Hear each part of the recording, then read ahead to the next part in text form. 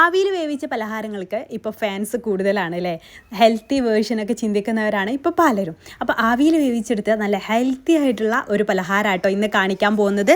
വീട്ടിലുണ്ടാവുന്ന ചേരുവകളൊക്കെ മതിയിട്ട് അത് തയ്യാറാക്കിയെടുക്കാനും അതേപോലെ തന്നെ കഴിക്കാനും നല്ല ടേസ്റ്റാണ്. അപ്പോൾ ഇതെങ്ങനെയാണ് ചെയ്തെടുക്കുന്നതെന്ന് നോക്കാം. അപ്പോൾ അതിന് വേണ്ടിയിട്ട് നമുക്ക് ആദ്യം ശർക്കര വേണം. ഞാൻ 2 അച്ച് ശർക്കര എടുത്തിട്ടുണ്ട്. അതിലേക്ക് 1/4 കപ്പ് വെള്ളം ചേർത്തിട്ട് ഒന്ന് മെൽട്ടാക്കാൻ വെച്ചിട്ടുണ്ട്. ശർക്കരയിൽ കല്ലും മുളകൊക്കെ ഉണ്ടെങ്കിൽ ഒന്ന് പോയി കിട്ടാൻ വേണ്ടിയിട്ടാണ്. ഇനി ഒരു പാൻ വെക്കുക. ആ ഒരു പാനിലേക്ക് 2 ടീസ്പൂൺ നെയ്യ് ഒഴിച്ചിട്ട് നമുക്ക് ഇഷ്ടമുള്ള നട്ട്സൊക്കെ ചേർത്തിട്ട് ഒന്ന് റോസ്റ്റ് ചെയ്തെടുക്കാം. അപ്പോൾ ഞാൻ കുറച്ച് അണ്ടിപ്പരിപ്പ് കട്ട് ചെയ്തതും കുറച്ച് മുന്തിരി എടുത്തിട്ടുണ്ട്. അതൊന്ന് റോസ്റ്റ് ചെയ്തിട്ട് അതിൽ നിന്ന് കോരി മാറ്റി വെക്കാം. അതിൽ തന്നെ ചെറുതായിട്ട് കുറച്ച് നെയ്യ് ഉണ്ടാവും. പിന്നെ അതിലേക്ക് 1 ടീസ്പൂൺ കൂടെ നെയ്യൊന്ന് ഒഴിച്ച് കൊടുത്തിട്ടുണ്ട്. എന്നിട്ട് നമുക്ക് 2 നേന്ത്രപ്പഴം ചെറുതായിട്ട് കട്ട് ചെയ്തത് ചേർത്ത് കൊടുത്തിട്ടുണ്ട്. നല്ല പഴുത്ത പഴം എടുക്കാൻ ശ്രദ്ധിക്കണേ. എന്നിട്ട് നന്നായിട്ടൊന്ന് വാട്ടിയെടുക്കാം. പഴം നന്നായിട്ടൊന്ന് വെന്ത് കിട്ടണം. എന്നിട്ട് ഒരു സ്പാച്ചിൽ വെച്ചിട്ട് ഇതുപോലെ ഒന്ന് ഉടയ്ക്കാൻ പറ്റുന്നുണ്ടെങ്കിൽ ഉടച്ചെടുക്കുക കേട്ടോ. അപ്പോഴേ നമുക്ക് കറക്റ്റ് ചെയ്യാൻ പറ്റുള്ളൂ. ഇനി നമുക്ക് ഇതിലേക്ക് ആ ശർക്കര പാനി അരിച്ചിട്ട് ഒഴിച്ചു കൊടുക്കാം.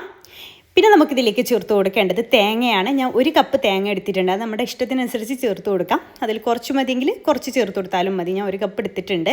പിന്നെ അതിലേക്ക് ഒരു 1/4 ടീസ്പൂൺ ഏലക്കപ്പൊടി ചേർത്ത് കൊടുക്കുന്നുണ്ട്. എന്നിട്ട് നന്നായിട്ടൊന്ന് മിക്സ് ചെയ്തെടുക്കാം. മധുരം ഒന്ന് ബാലൻസ് ആവാൻ വേണ്ടിയിട്ട് 2 നുള്ളു ഉപ്പ് ചേർത്ത് കൊടുക്കുന്നുണ്ട്. പിന്നെ അതിലേക്ക് 1/2 കപ്പ് റവ ചേർത്ത് കൊടുക്കുക. വറുത്തതോ വറുക്കാത്തതായാലും കുഴപ്പമില്ല. ഞാൻ വറുത്ത റവയായിട്ട് എടുത്തിട്ടുള്ളത്. അതൊരു 1/2 കപ്പ് ചേർത്തിട്ട് നന്നായിട്ടൊന്ന് മിക്സ് ചെയ്ത് ചെറിയ തീയിലിട്ട് കൊടുക്കണം ഈ സമയത്ത്. പിന്നെ ഇത് നമുക്കിങ്ങനെ ഒരു ബൈൻഡിങ് കിട്ടാൻ വേണ്ടിയിട്ട് അതിലേക്ക് ഒരു 2 ടേബിൾ സ്പൂണ് അരിപ്പൊടി കൂടെ ചേർത്ത് കൊടുക്കണം കേട്ടോ. സ്പാച്ചിൽ വെച്ചിട്ട് പഴമൊക്കെ ഇതുപോലെ ഉടച്ചെടുക്കാൻ ശ്രദ്ധിക്കണേ. അപ്പോൾ 2 ടേബിൾ സ്പൂൺ അരിപ്പൊടി കൂടെ അതിലേക്ക് ചേർത്തിട്ട് വീണ്ടും നന്നായിട്ടൊന്ന് മിക്സ് ചെയ്തെടുക്കുക. അപ്പോൾ അരിപ്പൊടി ചേർത്താലേ നമുക്കത് കറക്റ്റായിട്ട് ഇങ്ങനെ ബൈൻഡിങ് കിട്ടുള്ളൂ. അപ്പോൾ അതും കൂടെ ചേർത്ത് നന്നായിട്ടൊന്ന് മിക്സ് ചെയ്തെടുക്കുക കേട്ടോ. അപ്പോൾ അതെല്ലാം നല്ല മിക്സായിട്ട് വന്നിട്ടുണ്ട്. ഇനി നമുക്ക് ആദ്യം റോസ്റ്റ് ചെയ്ത് വെച്ചിട്ടുള്ള അണ്ടിപ്പരിപ്പ് മുന്തിരി ഉണ്ടല്ലോ അത് ഇതിലേക്ക് ചേർത്ത് കൊടുക്കാം. എന്നിട്ട് നന്നായിട്ടൊന്ന് മിക്സ് ചെയ്തെടുക്കുക. എല്ലാ ഭാഗത്തേക്കും അത് എത്തുന്ന രീതിയിൽ നന്നായിട്ടൊന്ന് മിക്സ് ചെയ്തെടുക്കുക. ഇതും കൂടി ഉണ്ടെങ്കിൽ കഴിക്കുമ്പോൾ നല്ല ടേസ്റ്റാട്ടോ ഈ നട്ട്സൊക്കെ ഉണ്ടാവുമ്പോൾ. എന്നിട്ട് ഇതുപോലെ ആക്കിയെടുത്തിട്ടുണ്ട്. ഇനി നമുക്കിത് വാഴയിലയിലാണ് നമ്മളിത് ആവിക്ക് ഒരുപാട് സമയം വെക്കേണ്ട ആവശ്യമൊന്നുമില്ല. ഇതുപോലെ ഒന്ന് റോസ്റ്റ് ആയതല്ലേ. അപ്പോൾ കുറച്ച് സമയം വേവിച്ചാൽ മതി. 5-6 മിനിറ്റ് കൊണ്ട് തന്നെ അത് കുക്കായി കിട്ടും.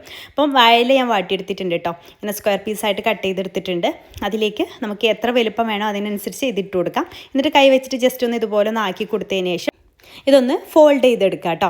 ഞാൻ ഈ ഭാഗത്തുനിന്നും ആ ഭാഗത്തുനിന്നും ആദ്യം മടക്കിയെടുത്തു. പിന്നെ ഈ ഭാഗത്തുനിന്ന് ഇങ്ങോട്ടേക്കും അങ്ങ് മടക്കിയെടുത്തു. ഇങ്ങനെ നമ്മൾ എല്ലാം ഒന്ന് എത്ര വരുന്നുണ്ട് അത്രത്തോളം നമുക്കിതുപോലെ ചെയ്തെടുക്കാം. എന്നിട്ട് ഞാനിതാ വെള്ളം തിളപ്പിക്കാനായിട്ട് വെച്ചിട്ടുണ്ടായിരുന്നു.